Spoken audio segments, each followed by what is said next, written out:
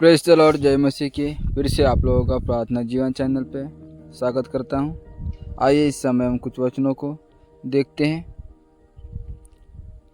इब्रानियों 11 अध्याय 1 वचन से लेकर 5 वचन तक हम लोग देखेंगे। अब विश्वास आशा की हुई वस्तुओं का निश्चय और अनदेखी वस्तुओं का प्रमाण है। अर्थात विश्वास का मतलब है जो चीज़ें अभी हमारे पास नहीं है पर जिनकी हमने परमेश्वर से आशा की है, उनके पूरे होने का दृढ़ भरोसा विश्वास आँखों से देखने पर नहीं बल्कि दिल से भरोसा करने पर आधारित है। यह हमें इन अदृश्य चीज़ों जैसे परमेश्वर, स्वर्ग और आत्मिक आशीष का प्रमाण देता है जो आंखों से नहीं देखी जाती।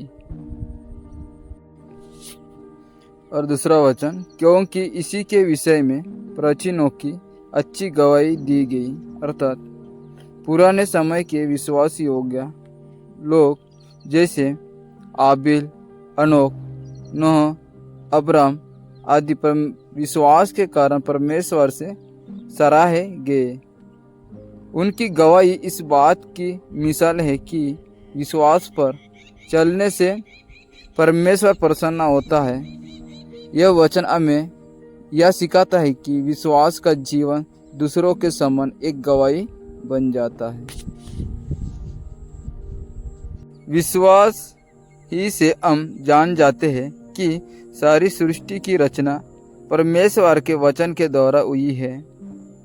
यह नहीं कि जो कुछ देखने में आता है वो देखी हुई वस्तु से बना हो। अर्थात दुनिया और सारी सृष्टि परमेश्वर ने अपने वचन से बनाई है। उत्पत्ति 1 अध्याय 3 वचन में और परमेश्वर ने कहा है, विज्ञान कहता है कि सब कुछ पदार्थ से बना है, पर विश्वास कहता है कि जो दिखता है वो परमेश्वर के अदृश्य आदेश और सामर्थ्य से उत्पन्न हुआ है। इस वचन से सिखाई मिलती है कि सृष्टि का मूल परमेश्वर है, ना कोई मनुष्य का ज्ञान। 4 वचन, विश्वास की से आबिल ने कैन से उत्तम बलिदान परमेश्वर के लिए चढ़ाया और उसी के द्वारा उसके धर्मी होने की गवाही भी दी गई, क्योंकि परमेश्वर ने उसकी बेटों के विषय में गवाही दी और उसी के द्वारा वो मारने पर भी अब तक बातें करता है। अर्थात आदम के पुत्रों में से आबिल ने विश्वास से बलिदान चढ़ाया, जबकि कैन ने मात्रा रीति से।